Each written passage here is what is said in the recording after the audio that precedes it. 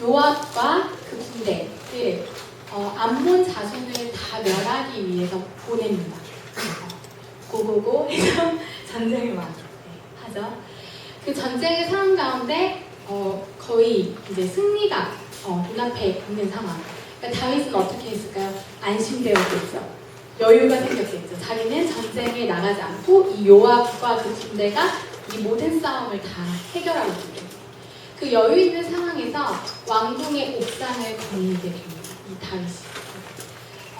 그때 사실 하나님 우리가 정말 긴장하고 우리 정말 늘 깨어 있어야 해 하는 순간에는 사실은 아무도 방심하지 않아요. 그쵸? 예를 들면 도로를 막 건너요. 근데 차가 막 쌩쌩 지나가는데 난 안심해 그러면서 건너가는 사람이 없겠죠. 네. 그러니까 사람은 그런 긴장 상황이나 보여지는 어떤 위험과 어려움 앞에서는 누구나 다 깨어 있어서 그것을 진격합니다. 그러나 여유가 좀 생기잖아요, 마음에. 또 조금 딴 생각을 할 수 있는 상황이 되면 긴장하지 않고 깨어있지 않는 것이죠. 오늘 하나님의 마음에 하였던 그 다윗이 이 전쟁의 소용돌이 가운데 좀 여유가 생겼을 때에 왕궁의 옥상을 거니면서 한 장면을 봅니다. 한 여인의 목을 잡는 그 장면을 죄송해요. 목을 잡는 진지한 일인데 너무 웃겨서 옥상에서 이제 한 여인의 목욕 장면을 보게 되고 그것이 머릿속에 지워지지가 않아요. 그리고 어떤 표현을 썼냐면 성경에서 신이 아름다웠더라. 그가 보기 신이 예뻤던 거예요. 그 여인. 그래서 이 사람이 그것을 생각만 그친 것이 아니라 그 사람 누구야 하고 주변의 사람들, 신하들에게 빨리 물색해보도록 이야기합니다. 신하가 그 여인에 대해서 정보를 막 수집해요. 우리 또 형제님들께서도 관심 있는 이렇게 자매가 있으실 때 저 자매 어떤 자매야 이렇게 물어보기도 하시죠. 네. 그렇듯이 마음에 있는 자매에 대해서 알아내는 것이죠. 신하들이 돌아옵니다. 왕이시여 그는 헷 사람 우리아의 아내입니다. 사실은 결혼하지 않은 사람이 아니었어요. 우리아의 아내였던 거죠. 네. 근데 그가 그를 너무 아름답게 여겨서 그 마음에 욕심이 생깁니다. 네. 그 여인을 내 것으로 취하고자 하는 거예요. 그것을 단지 보는 데서만 그치는 것이 아니라 어떻게 하죠? 생각하는 것이죠. 네. 그리고 그것을 취하는 것이죠. 근데 여러분 사실 이것은 하나님 앞에 엄연한 죄악입니다. 네. 무엇이죠? 결혼한 여인을 탐하는 것. 하나님 가장 싫어하시는 죄악인 것이죠. 근데 거기서 그치지 않아요. 그 여인을 불러요. 그래서 결국은 동침을 하고 그 여인이 임신을 하는 사태가 벌어지죠. 다윗은 굉장히 두려웠을 것 같아요. 모든 백성의 신임을 얻고 모든 백성의 총명을 받는 그런 왕이에요. 그 여인을 탐하고 임신을 시켰어요. 그래서 어떻게 하죠? 잔머리를 부립니다. 이 죄를 어떻게 하면 덮을 수 있을까? 그리고 나서 요압과 그 군대 사람을 보내어 우리아를 다시 돌아오게 합니다. 예루살렘으로. 그 상황 가운데 예루살렘으로 돌아온 우리아 다윗이 우리아야 내가 맛있는 음식과 좋은 것들을 줄 테니까 전쟁에서 너무 수고했어. 너무 힘들었지. 너네 집에 가서 좀 쉬어라. 그러니까 쉽게 말도 아내랑 함께 동침을 하여라. 그런 전쟁 기간 가운데 그런 특혜, 어떻게 보면 군사에겐 특혜와 같은 일들을 막 허락하는 것이죠. 근데요, 이 우리아라는 사람이 얼마나 강직하고 정직하고 정말로 신임이 있는 사람이냐면 그 약간 솔깃하잖아요. 맛있는 음식? 우리 아내를 볼 수 있어? 너무 쉬고 싶고 너무 그 전쟁의 극한 피로감 가운데 쉬고 싶었을 거예요. 그런데 안 가요. 안 가고 왕궁 문 앞에서 다른 신하들과 함께 의리를 지키고 있는 것이죠. 절대 떠나지 않는 거예요. 네. 그리고 거기서 머무르는 것이죠. 다윗의 잔머리가 통하지 않아요. 그러니까 동침을 해야 임신을 하고 그것이 덮어질 텐데 그렇게 하지 않는 거예요. 다윗은 결국 어떤 결정을 내리냐면 요압에게 우리아가 돌아갈 때 편지를 한 장 보냅니다. 이 전쟁의 급박한 상황 가운데 가장 위험할 때 이 우리아를 가장 선봉에 보내라. 위험한 곳에. 그래서 죽게 하라. 라는 정감을 보내죠. 네.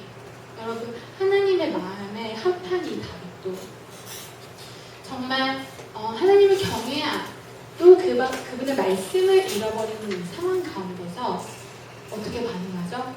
자신의 정욕과 마음과 자아가 원하는 대로 반응하고 그것을 은폐하려고 거짓하며 또 나아가서는 살인까지 저지르고 사실은 그것이 암몬 자손의 칼이었을지라도 그를 죽게 만든 것은 누구죠?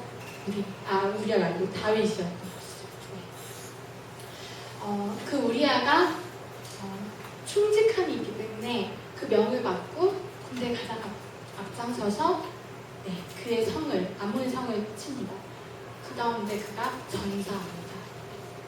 그리고 나서 다윗이 하는 행동, 그 우리아에 대해서 슬퍼하거나 긍휼히 여기거나 애통하거나 하지 않고 어떻게 하죠? 다시 밧세바를 부릅니다. 그래서 그를 아내 삼았다. 성경에 이렇게 나오거든요. 근데 그것이 하나님이 보시기에 악하였더라. 오늘 이 장면에서 이 시편 51편의 고백, 애통함, 또 하나님이여 나를 모든 죄에서 건지십시오. 나를 구해주십시오. 라는 처절한 고백입니다.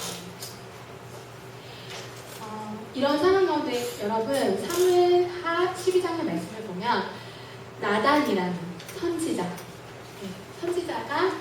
다윗 왕에게 나옵니다. 아무도 그의 죄에 대해서 책망하지 않아요. 왕이거든요. 모든 권력과 힘을 가지고 있는 사람입니다. 그러나 나단 선지자는 누구의 마음으로? 하나님 아버지의 마음으로 나아갑니다. 왕이시여 두 사람이 있었습니다. 한 마을에. 우리 굉장히 부자인 한 사람이 있습니다. 그에게는 어린 양도 있고 염소도 있고 소도 있고 너무 많아요. 재산이. 우리나라로 치면 BMW도 있고 집도 있고 타워 팰리스 맞나요? 네, 그런 것도 있고 이런 부자가 있어요. 그런데 또 반면에 한 사람은 가난한 자입니다. 그에게는 오직 딱 한 마리 어린 양. 그가 자식처럼 사랑하고 아끼고 아내처럼 함께하는 유일한 친구 같은 존재인 어린 양 한 마리만 있습니다. 어느 날 손님이 왔어요. 그 손님을 대접해야 되잖아요, 부자가. 근데 우리의 상식선에서는 누구의 양을 잡는 것이 맞습니까? 그래서 자기 양을 잡는 게 맞죠. 자기 소를 잡는 게 맞아요. 그런데 이 사람이 이상한 행동을 하는 거예요. 그 가난한 자의 양을 빼앗아서 그것으로 손님을 대접합니다. 왕이시여. 다윗이 그게 누구냐? 어이가 없는 거예요. 막 분노했다. 성경에 이렇게 나오거든요. 그럼 이상한 삐리리 같은 자가 누구냐? 누구냐? 그는 그 양에 대해서 4배를 갚아주어야 한다. 왜냐? 긍휼함이 없이 행했기 때문에. 그런데 나단 선지자가 뭐라 하냐? 그것이 바로 당신입니다. 왕이시여 당신입니다. 당신이 이 삐리리 같은 존재입니다. 그 앞에서 다윗이 어떤 마음이 들었을까요? 하나님의 마음에 합한 자다. 하나님 사랑하는 자고 그분의 임재와 그분의 아름다우심을 사모하던 그 다윗인데 하나님의 말씀에서 떠나며 하나님 경외하는 마음에서 떠날 때 그 마음 하나님께서 말씀하세요. 내가 너를 사울의 손에서 구했다. 또한 내가 너에게 나라를 주었다. 이스라엘을 주었지 않느냐. 또한 내가 너의 주인의 아내들을 품에 두게 하였다. 또 너를 주인으로 삼았다. 너가 부족한 것이 있었다면 내가 더 주었을 것이다. 그런데 어찌하여 여호와의 말씀을 업신여기고 나보기에 악을 행하느냐. 하나님께서 애통의 마음으로 나단 선지자를 통해서 그에게 말씀하십니다. 내가 칼로 햇사람 우리아를 치되 암몬 자손의 칼로 죽이고 그의 아내를 빼앗아 내 아내를 삼았도다. 하나님을 의지하며 신뢰하던 다윗, 시편에서 여호와는 나의 목자시니 내게 부족함이 없으리로다. 그가 나를 푸른 초장에 누이시며 나를 쉴만한 물가로 인도하시는도다. 나의 상황에서 건지시는 그 하나님에 향한 절대적인 신뢰와 그 신실함이 있었던 이 다윗. 이 다윗에게 자신의 죄와 연약함으로 유혹이 찾아오는 것이죠. 그 앞에 다윗이 정신 차리지 못해요. 하나님의 마음이 무엇인지, 하나님의 말씀이 무엇인지, 내가 주의 계명을 따르리이다, 내가 주의 율례를 지키리이다 하던 그 약속은 온데간데 없고, 자신의 자아와 원하는 것과 욕심의 정욕, 그것에 따라 행하는 것이죠.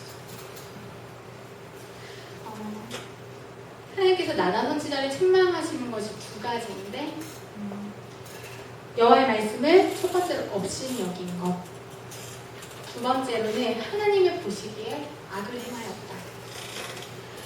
사실은요, 얼마든지 백성들 앞에서는 덮을 수 있었던 사건이죠.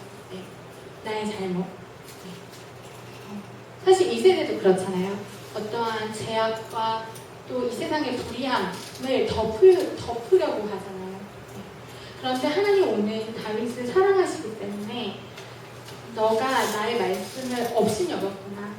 또한 너가 내 앞에서 악을 행하였구나. 애통하는 마음으로 권면하십니다. 히브리어 바자라는 단어는요, 멸시하다, 싫어하다, 가벼이 여기다라는 뜻의 단어입니다. 여기서 말씀을 업신여겼다는 것이 바로 이런 뜻입니다. 말씀을 가벼이 여기는 것이 멸시예요. 말씀에 따라 살기를 원하지 않아요. 그 말씀을 보고 싶지 않아요. 주님 한 분만으로 만족하고 그분에 따라서 살았던 다윗이, 그래서 하나님 마음에 합한 자라 이야기를 들었던 다윗이 유혹의 순간에 하나님의 말씀을 가벼워요. 그러니까 결정적인 순간에 하나님 말씀을 잊어버린 것이죠. 인간의 제약된 마음에서 나오는 연약함입니다. 그래서 여러분 예레미야 선지자의 고백을 기억해요. 만물보다 심히 거짓되고 부패한 것이 사람의 마음이다. 그것의 결과가 무엇입니까? 하나님이 보시기에 악함으로 나타납니다. 우리가 하나님의 말씀보다 나의 자아에 원하는 것, 어떤 육신의 정욕과 어떤 탐하는 것, 그것을 쫓아 우위에 두는 순간에 우리가 하나님의 보시기에 합한 자를 살 수가 없는 것입니다. 좁게는 나 자신, 그리고 또한 우리 교회 공동체, 또 넓게는 이 세상. 우리가 우위에 있을 때 그 하나님 앞에서 사는 그 삶을 살 수가 없는 것입니다. 코란데오. 시편 119편 말씀을 좀 같이 찾아봤으면 좋겠습니다. 시편 119편 2절의 말씀과 9절의 말씀을 읽었으면 좋겠는데요. 함께 나누도록 하겠습니다. 2절 말씀입니다.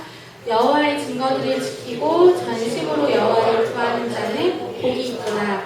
9절 말씀입니다. 청년이 무엇으로 그의 행실을 깨끗하게 하리이까? 주의 말씀만 지키기 빠름이니까.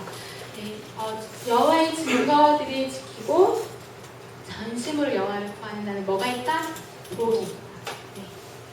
오늘 다윗이 이 말씀, 사실 이 시편 119편은 기자가 누군지 분명하진 않지만 많은 주석가들이 다윗일 것이다 라고 예상해요. 근데 여호와의 증거들을 지키고 전심으로 여호와를 구하는 자는 복이 있도다. 이 말씀을 그 유혹의 순간 가운데, 죄악의 순간 가운데, 나의 마음대로 살고 싶은 그 상황 가운데 기억했다면 사망을 일으키는 그런 죄악을 범하지 않았겠죠. 주님 앞에서. 청년이 무엇으로 우리의 행실을 깨끗이 합니까? 주의 말씀만 지키 따르는 겁니다.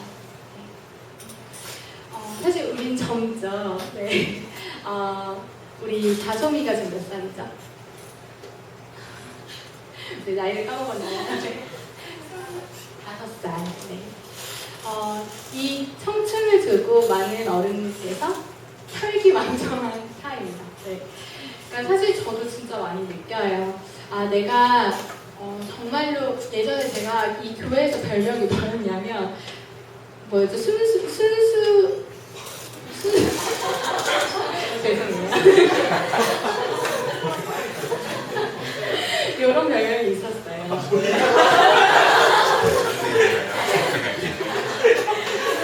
듣고 싶은 별명 아니고.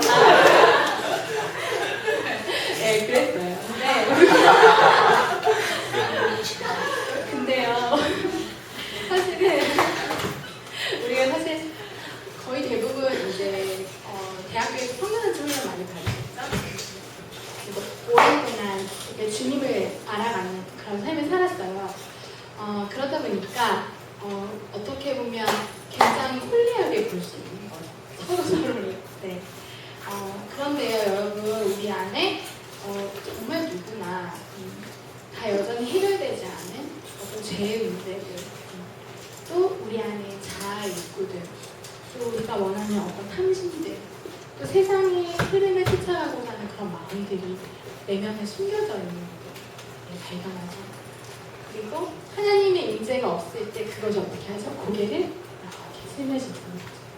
근데 오늘 20분 119편의 기자가 청년이 무엇으로 그의 행실을 깨끗하게 하겠습니까? 주님, 주의 말씀을 짙게 따릅니다.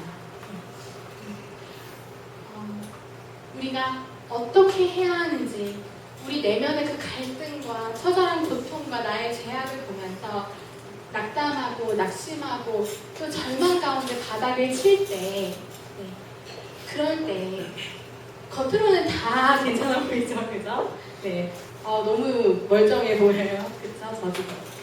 그러나 바닥을 칠 때 우리가 기억해야 할 것은 그 주님의 말씀을 지키는 거예요.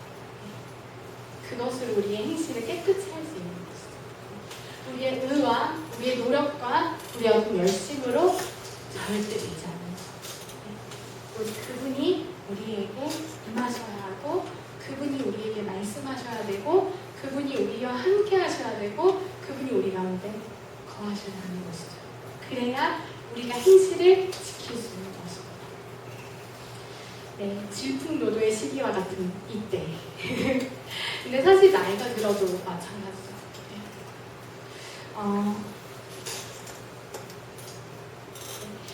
얼마 전에 제가 MVP 성교회 간사회에서 디브리핑이라고 이제 저희가 총회를 했는데 간사님들이 너무 지쳐 있어서 좀 회복하고 리프레시하는 시간들을 가졌는데 이제 상담해 주시는 선교사님들께서 오셨었어요. 그래서 이렇게 미술 치료 같은 걸 그림을 그리는데 사실 6개월 동안 일을 하면서 이 간사님들을 너무 사람들이 괜찮은 거예요. 그리고 너무 뭐랄까 신실하고 너무너무 순전하고 되게 귀여우신 분들인 거예요. 근데 이렇게 미술 치료를 하면서 너무 놀랬던 거는 한 사람도 죄송해요, 정상적이 없다고 할 뻔했는데 한 사람도 괜찮았던 사람이 없는 거예요. 그러니까 그래서 제가 그때 깨달은 것이 우리가 참 죄악된 가운데 출생하였구나. 그래서 우리 안에 너무너무 깨어짐이 많구나. 너무너무 상처가 많구나. 너무너무 아픔이 많구나. 네, 그걸 정말 봤던 것 같아요. 네. 막 어떤 분은 가정에 막 말할 수 없는 막 아픔들이 있어요. 엄마의 사랑 너무 받고 싶어요. 기대고 싶어요. 근데 엄마가 너무 바빠요. 그래서 자기 막 굳세게 살아가야 되는 거, 항상 멋진 사람으로. 또 어떤 사람들은 막 부모님이 돌아가셨어요.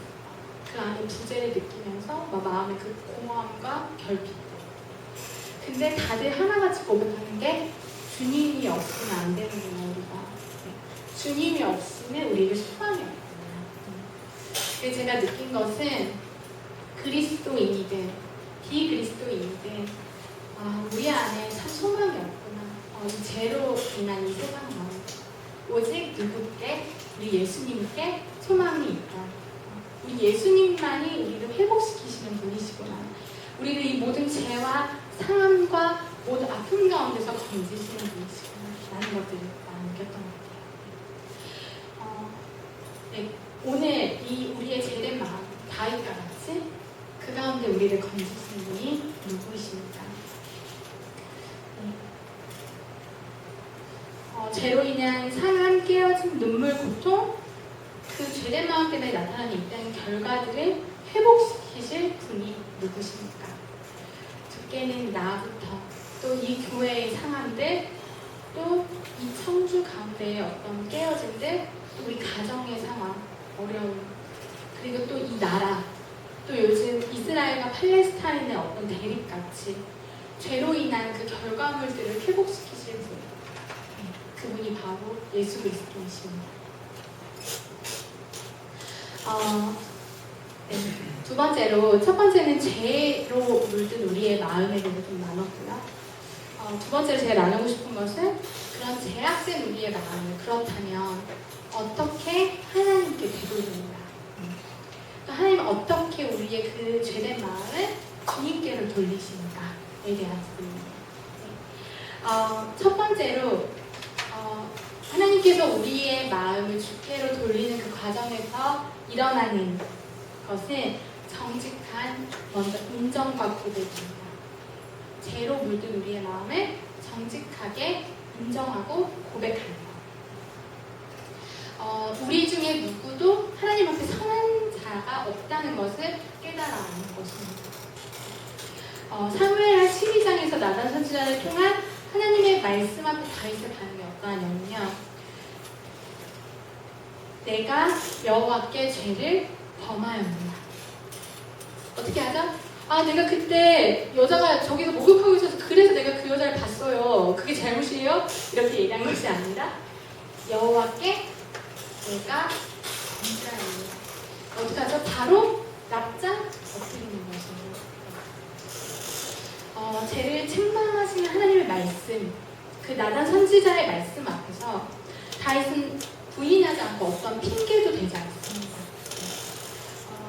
사실은 정말 저는 예전 훈련 받을 때 핑계를 많이 냈던 것 같아요.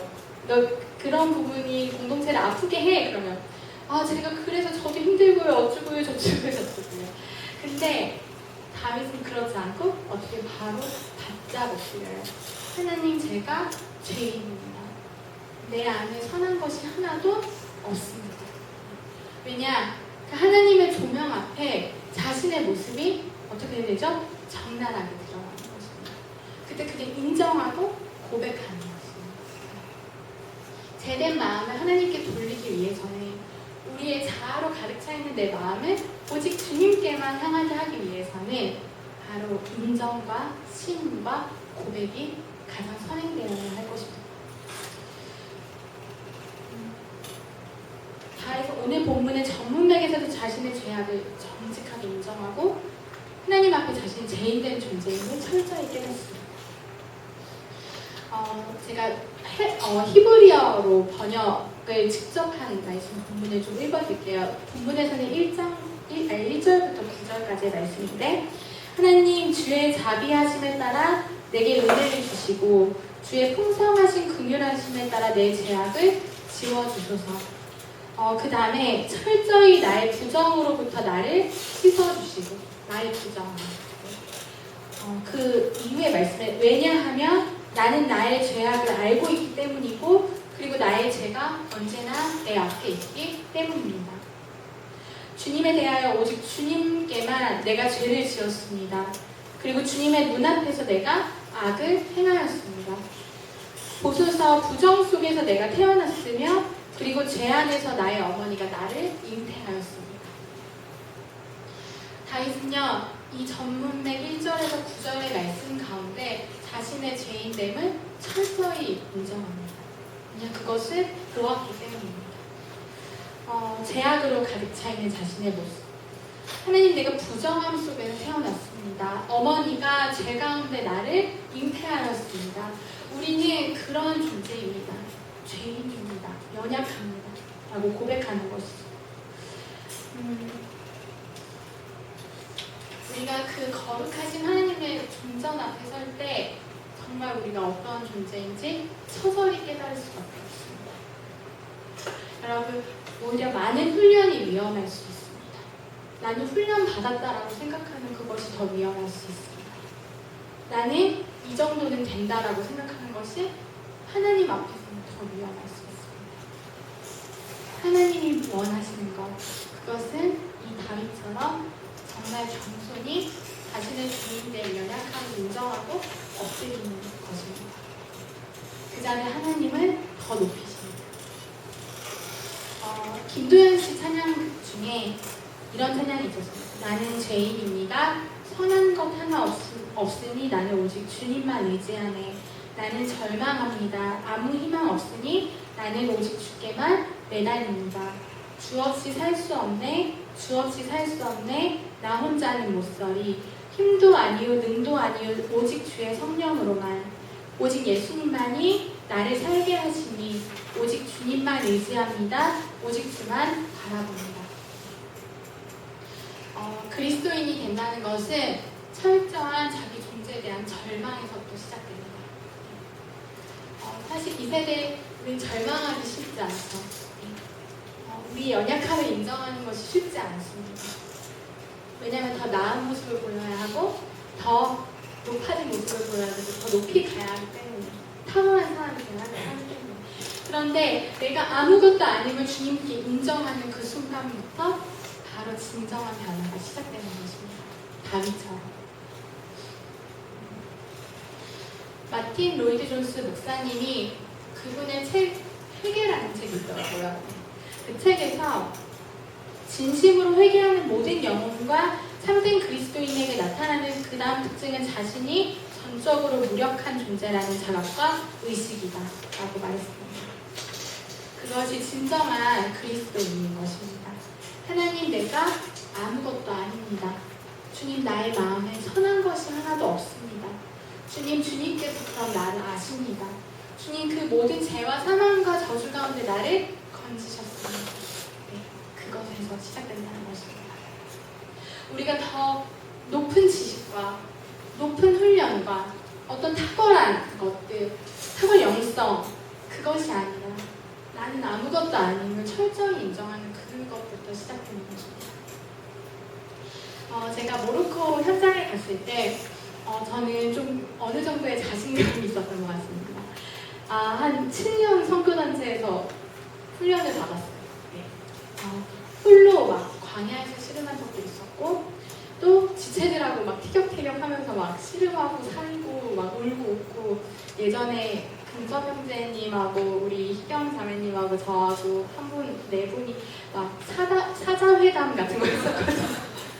막 갈등이 있는데 막 서로 휴지 각티슈 갖다 놓고 울면서 막 용서 구하고 막 핑계도 대고 저는 막 그랬는데 그런 막 훈련 가운데 이제 나는 어느 정도는 사람을 사랑할 수 있겠고 이해할 수 있겠구나라는 정말 어이없는 네, 그런 마음들.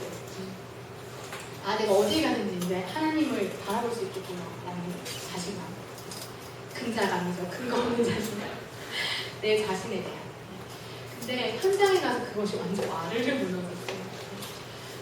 현지의 영혼들을 사랑하러 나갔지만 당장 옆에 함께 생활하는 자매도 사랑할 수 없는 나의 마음들. 막 사소한 거에 꼬투리 잡아서 사랑하기 싫어하는 마음들. 이 타당한 이유를 대는 거예요. 그 형제 자매의 연약함들과 이 사람 왜 이래? 막 이런 속으로 막 생각하고. 거의 부부처럼 지냈거든요. 저희가 밥도 같이 먹고 잠도 같이 자고 학원도 같이 다니고 영혼도 같이 만나고 이런 거 얼마나 그 상대에 대해서 적나라하게 보였겠어요. 그분도 저에 대해서 마찬가지였고. 그러니까 막 제가 그 영혼조차 사랑할 수 없다는 그런 사람이라는 것을 정말 서서히 깨달았어요. 열방의 영혼을 주님께 하지만 정작 옆에 한 영혼을 사랑하지 못하는 나의 공조란 마음들. 다름에 대해서 판단하고 정죄하고 나의 마음들. 근데 지금은 정말 관계가 많이 풀렸어요. 또 현진이 사랑하겠다고 갔지만 막 놀리고 막 도망가요. 막 중국인이다 이러면서 막 도망가고 하루에도 100번씩 막 그 얘기 들을 때 와 진짜 짜증이 막 여기까지 올라가서 사랑할 수 없고 막 심지어 엉덩이를 막 만지고 도망가고 저는 좀 약간 변태 같은 거 되게 싫어하거든요. 야 이러면서 막 소리 지르고 그러니까 현진을 사랑한다고 아는데 어떤 타당한 것 같은 이유들 앞에서 제가 한 형제를 사랑할 수 없는 사람이라는 것을 아주 바다 끝까지. 그래서 한 성교사님이 그런 고백을 했어요. 나는 바닥을 칠 줄 알았대요. 국내에서. 근데 더 칠 바닥이 아주 끝까지 남아있다고. 근데 저 진짜 그 말에 공감하거든요. 아, 우리는 정말 죄인이구나. 난 정말 주님 없이는 안 되는구나. 내가 되었다고 생각했던 것들, 내가 어느 정도는 온전하다고 생각했던 것들, 내가 사랑할 수 있다고 생각했던 것들, 아니구나, 절대 아니구나. 이제 주님이 그래서 나한테 필요하구나 라는 것들을 정말 깊이 깨달으면서 혼자 청승맞게 밤에 기도하면서 이 김도연 씨의 난 죄인이다 들으면서 막 울었어요. 네. 정말 꺼이꺼이 울었어요. 주님 저는 정말 선한 일이 하나도 없고 왜냐면 제가 아까도 말했지만 순전하다, 순수하다 이런 얘기 들으면서 자신감이 있었던 거예요. 어느 순간 정말 악하죠. 정말 악한 게 아니라 막 그랬던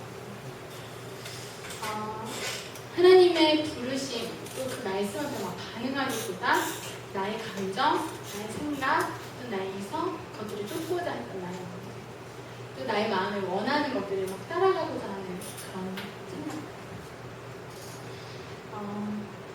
얼마 전에도 근데 또 그래요. 그러니까 매일매일 주님 앞에 씨름의 연습인 것 같아요. 사실 제가 이렇게 앞으로의 부르심과 인도하시는 과정에서 모로코에 대한 좀 인도하심이 있었고 순종했고 이 길을 가고 있는데도 너무 두려운 거예요. 솔직하게 뭔가 없는 거예요 전혀. 그러니까 하나님은 나를 아무것도 없어도 그저 그냥 내가 너를 불렀다, 세웠다 그렇게 말씀하시지만 어떤 세상의 관점에서 보면 전혀 준비되어 있지 않는 것 같은 나의 마음, 두려움. 사역자로서 뭔가 제가 신학을 전공한 것도 아니고 어떤 뭐 재정적으로 풍성한 것도 아니고 항상 제로에서 저는 살고 있거든요. 제로. 근데 그게 되게 감사해요. 저는. 그렇지만 인간적인 마음들이 싹 올라올 때 막 걱정하고 준비하고 있는 거예요. 내가 뭘 준비해야 되지? 어떤 전문성을 길러야 되지? 막 머리를 굴리고 있는 저 발견했어요. 저 원래 머리 잘 안 굴리는 거 아시죠, 여러분? 네, 그렇거든요. 단순하거든요. 근데 막 그런 제가 머리를 막 굴리고 있는 거예요. 평신도 사역자로서도 자매로서 앞으로 어떻게 살아야 되지? 두려움. 그런데 하나님 앞에 그런 근심과 두려움과 걱정을 내어놓고 주님 정말 제 연약함을 고백할 때 주님께서 항상 그렇게 말씀하셨듯이 내가 너를 불렀고 인도하고 너가 날 신뢰함으로 따라오면 된다. 그러니까 그 말씀 한 말씀이 엄청 저에게 큰 위로와 격려가 되었던 것 같습니다. 여전히 내가 두려워하는 죄 가운데 있는 존재구나. 하나님의 그 온전하신 공급하심과 살아계심을 신뢰하지 못하는 연약하고 나약한 존재이구나. 근데 놀라운 것은 하나님의 그 부르심을 기억하게 하신다는 거. 그리고 그 길을 따라가게 하신다는 거. 신뢰하게 하신다는 거. 다시 제 마음에 어떤 두려워하고 근심하던 연약함이 변화해서 하나님을 인정하고 하나님 신뢰하는 그 마음이 변화하고 그것도 경험했습니다. 주님의 말씀을 따라가는 것, 또 하나님 앞에서 선을 행하는 것, 그것이 진정한 복입니다. 그분의 말씀을 청종하며 그분 앞에 제약을 짓지 아니하고 주님의 마음을 입어서 주님을 따라가기로 결정합니다. 그것이 복입니다. 하나님 앞에 내 자신의 어떤 고백, 정직한 고백들. 두 번째로 제약 가운데 있는 다윗은 하나님께 어떻게 나아가느냐, 하나님께 돌이키기 위해서 어떠한 태도를 취하느냐, 하나님께 간구합니다.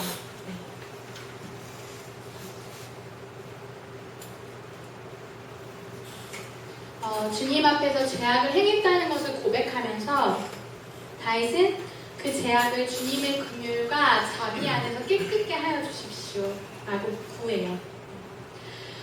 자신의 죄를 인정하고 주님 그렇습니다, 처절한 자기 어떤 절망 가운데 빠져있기만 한 것이 아니라 간구하고 나아갑니다. 하나님 변함없는 그 자비와 사랑으로 인해서 하나님 나를 건져주십시오. 이 제약된 상황 가운데, 하나님 제약된 나의 모습 가운데 건져주십시오. 나를 깨끗게 하여 주십시오 라고 구하는 것이죠. 다시 돌이키는 다윗의 중심이 누굴 향해 있냐? 바로 하나님을 향해 있습니다.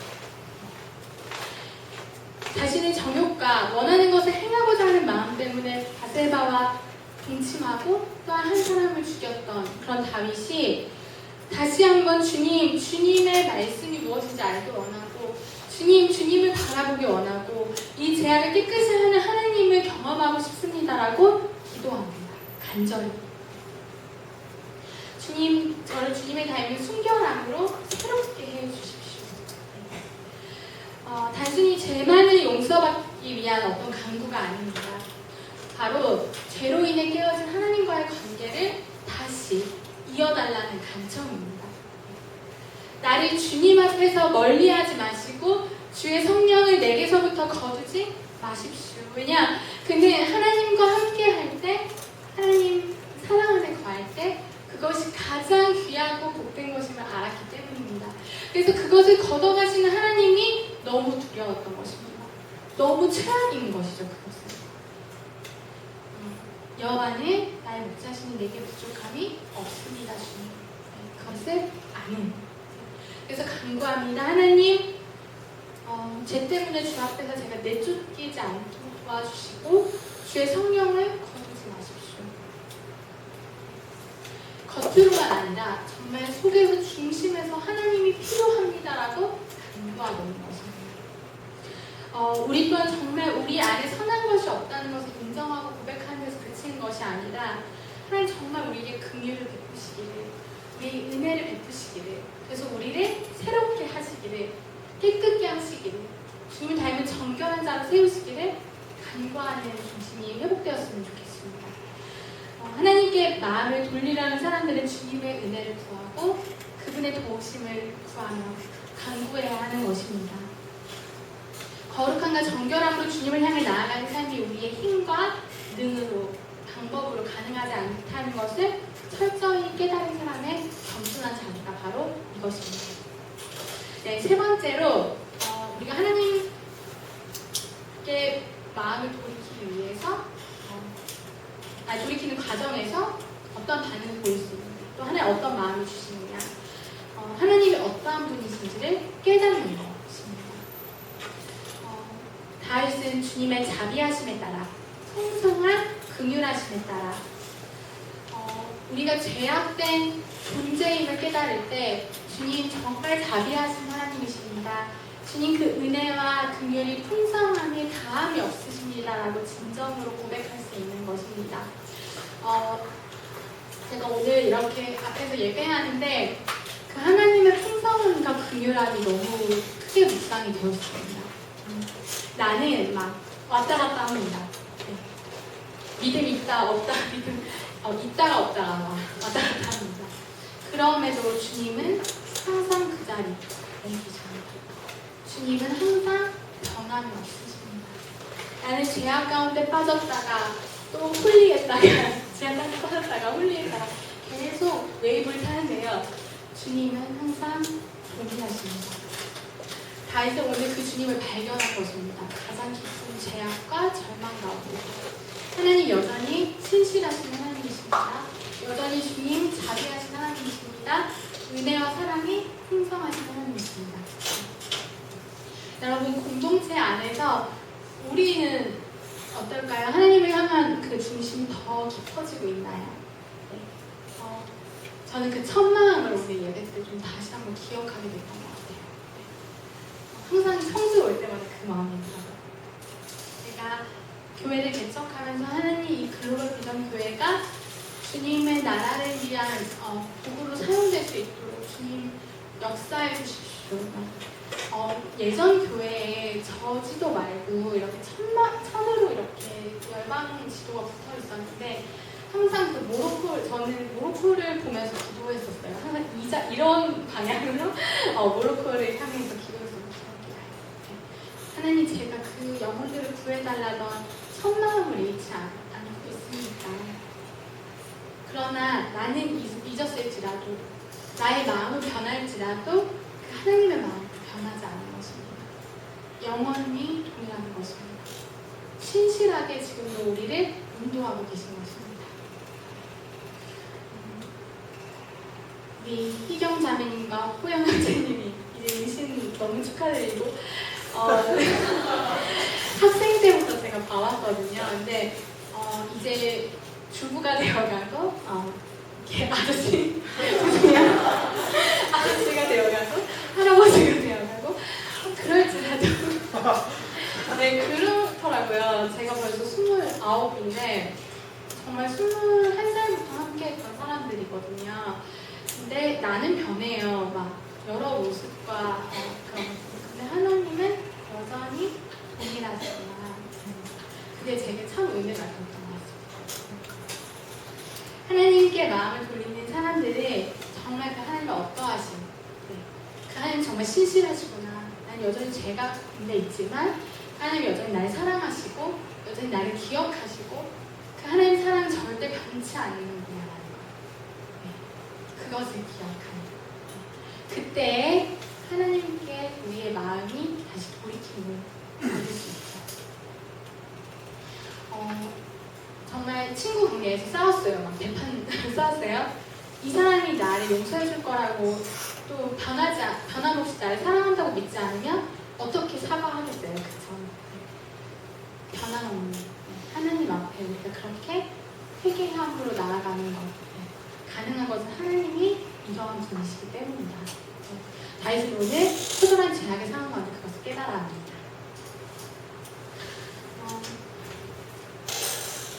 이 모든 과정에서 우리가 하나님께 마음을 돌이키는 과정에서 가장 중요한 핵심의 마음이 있어요. 오늘 다윗은 그것을 고백하는데 바로 상한 심령입니다. 우리가 정직하게 주님께 우리의 모든 죄를 인정하고 고백하고 이 과정에서 이런 일들이 일어나요. 또한 정말 하나님께 마음을 돌리기 위해서 우리를 변화시켜달라고 깨끗게 해달라고 간구해요. 그 다음에 우리 하나님이 어떠한 분이신지 신뢰함으로 나아갈 수 있어요. 근데 그 모든 과정 가운데 우리에게 주님 원하는 한 가지 마음은 상한 심령이다. 오늘 다윗이 그것을 깨달아 알고 있습니다. 하나님께서 구하시는 제사는, 예배는, 결국 예배는 상한 심령으로 나아가는 것이다라는 것이죠. 근데 신기한 건 하나님이 그것을 멸시하지 않으신다는 것입니다. 여러분, 세상은 더 완벽하게 자기를 포장하려고 합니다. 나는 실수가 없는 사람이야. 나는 잘하고 있어. 라는 것을 계속적으로 어필하는 것이 이 세상의 순리죠. 그러나 하나님께서 원하시는 것은 어떠냐? 우리 있는 모습 그대로, 우리의 제된 모습 그대로, 상한 심령을 내어드릴 때 하나님께서 그 가운데 우리의 마음을 주님께로 돌이키시고 우리의 모든 죄악에서 우리를 용서하시고 새롭게 하시는 것이죠. 제가 이걸 히브리 원어를 찾았을 때 이 상한 심령은 깨어지고 부서진 말입니다. 그러니까 도저히 회복 불가능한 마음인 거죠. 깨어지고 부서지는 마음으로 하나님께 정말 정직하게 고백하고 나아가는 것입니다. 세 번째 이제 우리가 하나님께 이렇게 우리의 마음을 돌이키는 과정에서 이러한 일들이 일어납니다. 근데 하나님께서 우리의 삶 가운데 어떻게 역사하시나, 우리가 우리의 죄를 회개하고 돌이킬 때 하나님 우리의 마음을 새롭게 하십니다. 이렇게 우리가 죄악된 마음을 하나님께 돌리면 하나님께서 우리의 죄를 용서하시고 우리의 마음을 깨끗게 하시며 우리 영혼을 새롭게 하시는 것입니다. 첫 번째로 하나님께서 일하시는 것은 용서입니다. 자신의 죄됨과 연약함을 고백하고 인정하는 다윗에게 나단 선지자를 통해서 하나님께서 무엇이라 말씀하시는지 사무엘하 12장 13절에 이렇게 말씀합니다. 다윗이 나단에게 이르되 내가 여호와께 죄를 범하였노라 하매 나단이 다윗에게 말하되 여호와께서도 당신의 죄를 사하셨나이다. 당신이 죽지 아니하려니와. 어떻게 말하죠? 내가 정말 죄인입니다 라고 얘기했을 때 넌 당장 안돼, 죄 때문에 죽을 수밖에 없어 라고 말씀하시는 것이 아니라 주님께서 그의 죄를 사해 주셨습니다. 하나님께서 정직하게 그 자신의 죄됨에 대해서 고백하는 다윗에게 다윗아, 내가 너의 죄를 사한다. 모든 너의 죄가와 연약함과 수치와 모든 정말 처절함으로부터 내가 너의 죄를 사한다라고 말씀하시는 것입니다. 요한 1서 말씀에 만일 우리가 우리 죄를 자백하면 그는 미쁘시고 의로우사 우리 죄를 사하시며 우리를 모든 불의에서 깨끗하게 하실 것이요. 아멘. 네, 이것이 우리의 믿음이 되기 원합니다. 만일 우리가 우리의 죄를 자백하면, 여기서 똑같은 원리예요. 정직하게 고백하고 인정하는 것입니다. 그때 주님의 신실하신 그 성품 때문에 우리가 그걸 볼 수 있고 또 그 주님의 성품 때문에 우리를 어떻게 하신다? 우리의 죄를 사하신다 말씀하십니다. 그 전제가 주님의 미쁘심, 주님의 의로우심입니다. 미쁘심은 성경에 신실하심이라는 단어와 같은 단어입니다. 신실하시고 의로우셔서 주님께서, 그래서 우리의 모든 죄에서 우리를 사하실 것이다. 불의에서 깨끗게 하신다. 하나님께서는 다윗이라는 인물을 통해 하나님께서 용서하시는, 또 죄를 사하시는 하나님이심을, 또 요한일서와 같이 다른 본문에도 그렇게 주님의 성품을 나타내십니다. 그 주님 앞에 우리의 연약함, 죄악됨, 그것을 그냥 버티고 있는 것이 아니라 난 괜찮아요, 난 잘하고 있어요, 이렇게 버티는 것이 아니라 정말 정직하게 고백하고 주님께 오픈하게 원하십니다. 그때 주님의 용서하심이 우리 가운데 온전히 회복되는 것입니다. 두 번째로 하나님께서 그 과정에서 행하신 일은 우리의 마음과 영혼을 새롭게 하시는 것입니다. 우리가 우리의 죄악된 마음을 하나님께로 돌리기 시작할 때 우리는 하나님께서 정결한 마음과 정직한 영을 새롭게 하시는 분이심을 깨닫게 됩니다. 겸손하게 그 마음을 회복시켜 주시기를 구할 때 우리의 마음과 영혼을 새롭게 하시는 주님이심을 경험하게 되는 것입니다. 실제적으로 다시 철저한 자기에 대한 절망을 경험하면서 하나님 앞에 이렇게 간구합니다. 하나님, 내 안에 깨끗한 마음을 창조하시고 내 안에 방치 않는 영을 새롭게 하소서.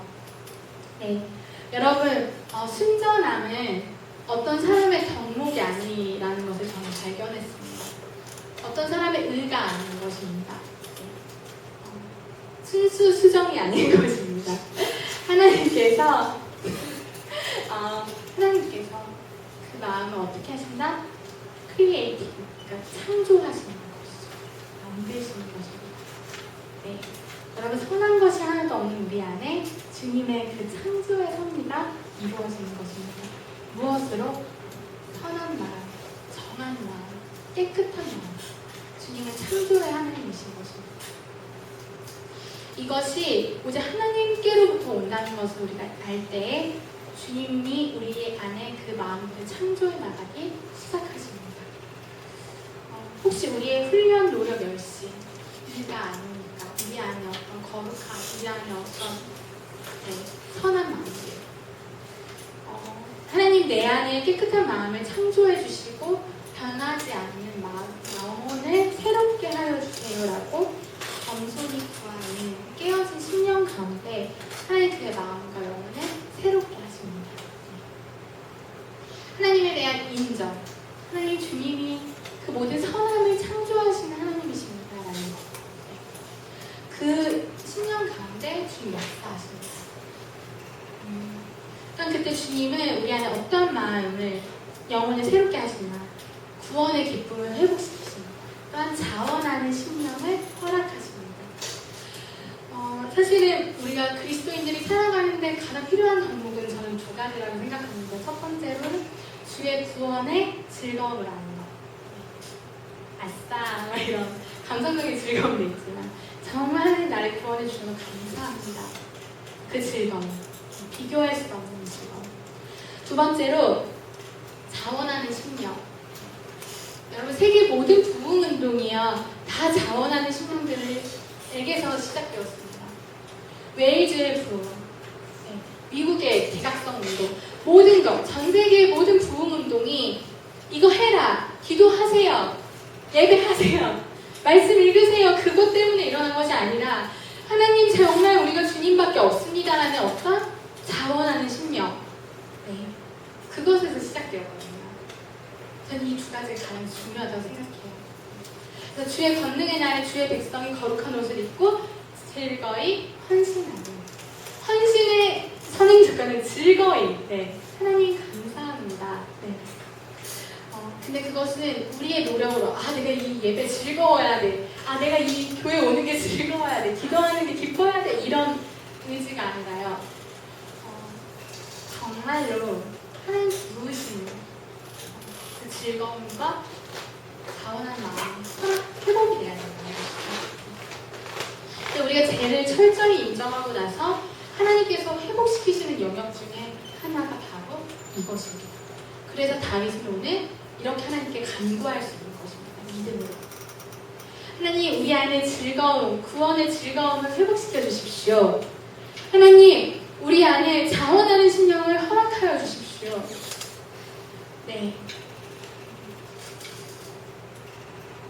하나님을 아는 자에게서 나오는 그 즐거움과 자원. 저는 이것이 정말 우리 청년 세대 가운데 온전히 회복되기를 소망합니다.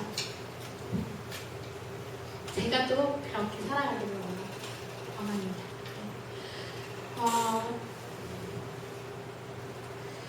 하나님께서 우리 마음을 그런 마음들을 회복시켜 주시는 것입니다. 회개의 가운데. 세 번째로 찬양함의 회복이 일어납니다. 우리의 죄악된 마음을 하나님께로 돌리기 시작할 때 우리가 자연스럽게 하나님을 찬양하는 그런 자로 일어서게 됩니다. 주님 죄들로부터 해방시켜 주십시오. 우리를 내 혀가 주의 의를 크게 말할 것입니다. 주님 의로우신 분이십니다 라고 선포하는 것이죠. 왜냐 우리의 죄됨 가운데 깊이 그것들을 알게 되었을 때 하나님의 의로우심이 더 강하게 우리에게 비치거든요. 그때 우리에게 입술로 고백할 수밖에 없어요. 하나님 의로우신 하나님이십니다. 이 제약된 세상 가운데 유일한 그것은 하나님께밖에 없습니다 라고 고백하는 것이죠. 하나님의 이름을 성품을 높이고 찬양하는. 또한 주님 우리를 죄들로부터 그 이외에 오직 의로우신 분은 한 분이심을 인정하게 되고요. 또한 주님 내 입술을 열어주소서. 이게 오늘 본문의 말씀입니다. 내 입이 주를 찬송하며 전파할 것입니다. 주님 내 입술을 열어주십시오. 저는 충격이었어요. 저는 제가 이렇게 참새처럼 입을 벌려서 찬양하는 줄 알았는데 다윗은 오늘 이것까지 주님께 간구해요. 하나님 제 입술을 열어주세요. 그래서 주님의 그 이름을 높이며 찬양하는 주님. 죄로부터 회복된 자는 그 일을 행하신 하나님을 찬양하며 높이게 되는 것입니다. 그분의 의를, 그분의 완전하심을, 그분의 자비를, 은혜를, 사랑을 찬양하게 됩니다. 우리 안에 이러한 중심의 찬양이 회복되기 원합니다. 하나님을 알기 때문에 나오는 중심의 찬양. 말씀을 좀 마무리하겠습니다.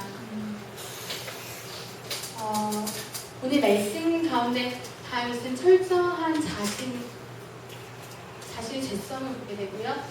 절망합니다. 하나님 나의 안에 선한 것이 없습니다. 그 가운데 이 다윗에게 하나님께서 어떠한 은혜를 베푸시는가. 다윗이 정말 정직하게 자신의 죄를 인정하고 고백할 때, 또 하나님 정말 하나님의 도움이 필요합니다. 나를 깨끗게 하십시오라고 간구할 때, 또 하나님 이런 분이시기 때문에 나를 기억해 주십시오라고 기도할 때 하나님께서 우리를 용서하시고 다윗을 용서하셨듯이 또 우리를 새롭게, 우리의 마음을 새롭게 하시고 또 우리의 마음에 새로운 마음을 창조하시며 우리 영혼을 깨끗게 하십니다. 또한 하나님을 향한 그 찬양이 회복되게 하시는 놀라운 역사를 일으키셨습니다.